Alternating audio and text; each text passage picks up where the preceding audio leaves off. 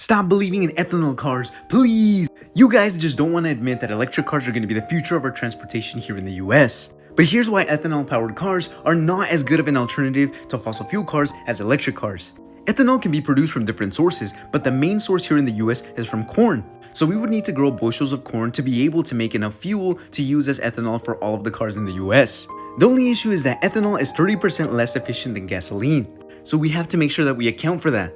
The amount of gasoline that we use here in the US fluctuates, but it's usually around 130 billion gallons of gasoline.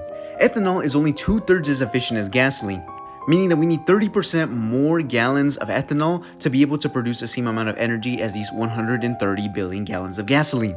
A bushel of corn, or about 56 pounds, provides about 2.9 gallons of ethanol. If you account for the 30% energy loss, we could basically say one bushel of corn makes about 2 gallons of gasoline equivalent energy.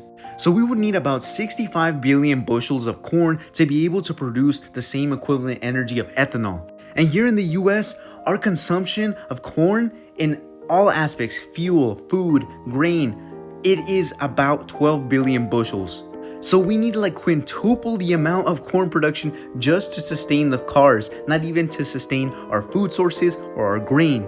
Literally not possible, and also devastating for the environment because of the amount of area and space that we have to destroy to be able to produce this much fuel. If we really have to use combustion for transportation trucks or whatever, then this could be an alternative source, but it can't be the thing that powers most of our cars on the road.